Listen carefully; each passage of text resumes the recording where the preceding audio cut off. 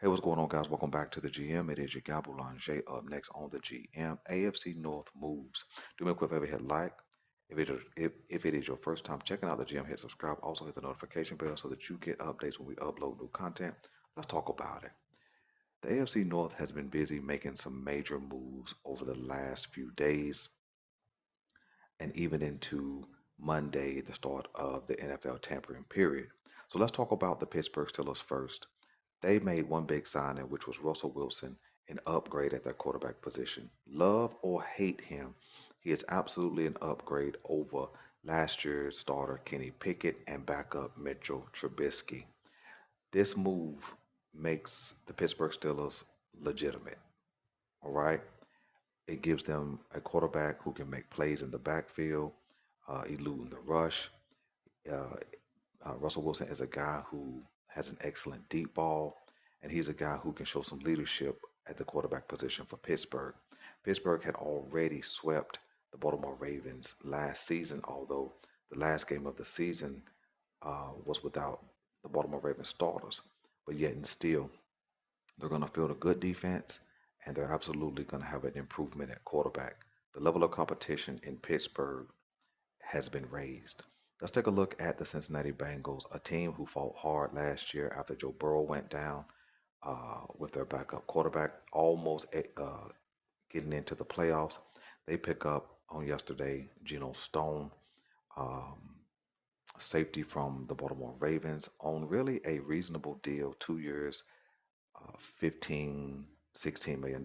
I can't remember the exact amount, but really a low cost deal, and he's going to plug right in and be a day one starter for this team, and it kind of gives the Cincinnati Bengals a little bit of an advantage because he's been in Baltimore watching Lamar Jackson, watching this offense operate over the last 4 seasons, so he could certainly um, have some instincts and provide a level of uh, informational advantage to the Cincinnati Bengals that they did not previously have. I think it's a big gain for the Bengals, gives them some sort of an advantage, and uh, kind of a minimum loss for the Baltimore Ravens, losing a guy who absolutely played lights out last year. Let's jump to the Cleveland Browns. The Cleveland Browns didn't make a lot of moves yesterday, but the biggest move they made right before the tampering period began was picking up wide receiver Jerry Jeudy, a move that a lot of Ravens fans didn't really have a care for. But here's a real truth: Jerry Jeudy is absolutely a good wide receiver, and he was just in a bad situation out in Denver, bad quarterback play, bad coaching, and I think this gives him an opportunity to slot in at a number two versus a number one, which he was trying to be in Denver at times, being a top 20 pick from several years ago. I think now the Cleveland Browns are super formidable. They already were, right? They already were a formidable foe, making the playoffs last year, being led by that defense. But adding Jerry Jeudy gives them a solid number two option. Then you can move Elijah Moore to a third role, which is his rightful role in that slot. I think Cleveland is going to be super competitive, and I think they're the most dangerous team right now. You heard me right. I think the Cleveland Browns are the most dangerous team in the AFC North, especially if Nick Chubb can return to form.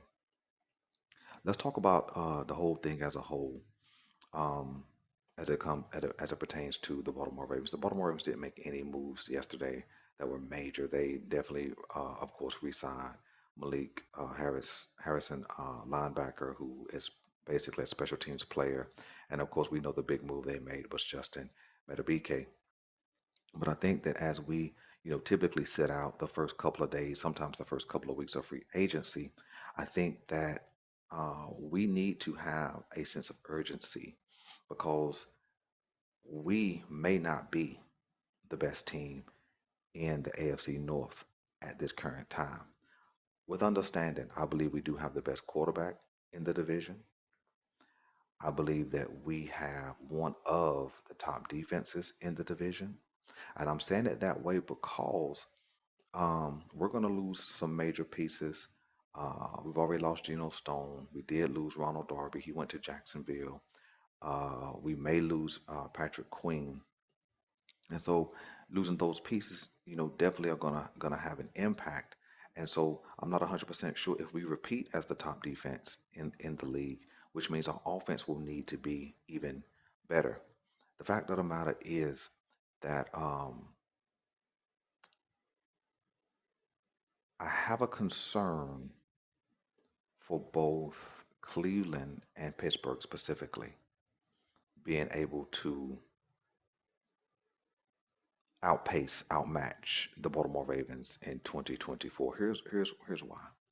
Cleveland has been super aggressive, and Pittsburgh has been, kind of their typical selves when it comes to free agency. I see the Cleveland Browns, or let me say it this way, I see a move that the Browns could make that is absolutely terrifying. If Danielle Hunter or Chase Young lay out there much longer, if Cleveland Browns add one of those guys to their defense, see they've already upgraded offensively. If they add one of those guys to their defense, what is any team going to do? They already had the number two, number three defense last year. They already had a top level pass rush. Both Danielle Hunter and or Chase Young are upgrades over Zadarius Smith. That's a move I could see them trying to make and possibly pulling off because of their aggressiveness.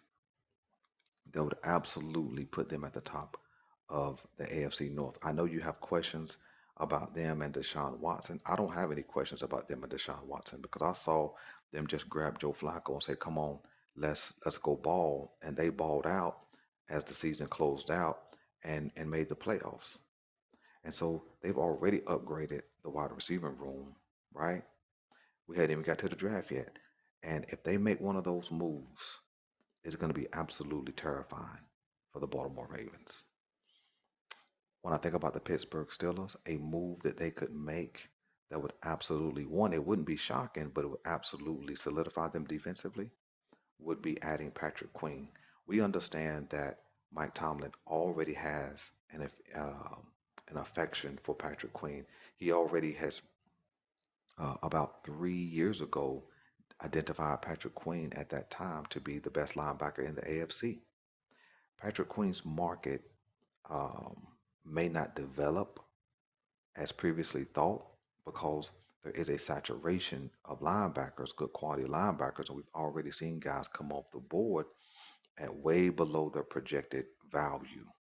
I think Patrick Queen may fall a little bit and be more in that 4 year, $60 million range versus the 4 or 5 year, 20 million per year range. I think if that happens, Pittsburgh is then in play. And if they add Patrick Queen, a 25-year-old fast guy who also knows the Ravens, I think that could spell trouble along with what they already have in that defensive front and in that defensive backfield. The Baltimore Ravens need to step up their game. I've been watching them, been seeing the articles, and they're always trying to bargain basement dudes, right? When you when we know that we absolutely need a veteran running back. We've already seen all of the top names with the Derrick Henry exception come off the board. And yes, the running back market is up. It absolutely is up, right? So why are we coming in with a $6.5 million per year offer to Derrick Henry, right? I don't expect him to get Saquon money and maybe even not Josh Jacobs money, who went 13 and $12 million per year respectively. But I do expect him to come in over DeAndre Swift and also Tony Pollard. So he certainly should be in that $9 to $12 million range. So I don't know. I don't understand why the Baltimore Ravens are always playing around with deals. And see, when you play with players and it comes off as disrespectful, you turn them off, and they will certainly go to another place. We need to get a couple of deals done, and we also need to make a trade for a wide receiver as this wide receiver market is not that good. I do see the wide receiver market falling a little bit as far as price. I see both Calvin Ridley and Marquise Hollywood Brown's price coming down. Calvin Ridley had a projection of 3 years and 60, which will put him at a $20 million per year average. And I saw the market for or the projection for Marquise Brown being something like 3 years and 42 million, which puts him in at like 14 million. I think both of those guys get under that the longer they sit out there. And that's just simply because the the draft is so deep with talent. You know, teams may not want to spend that kind of money when there's quality guys who may provide a similar level of impact. So let me know what you guys want me to know, man, about what's happening with the Baltimore Ravens, what's happening inside the AFC North, and who you guys think we need to go ahead and make a move for. I'm your guy Boulanger. We're out.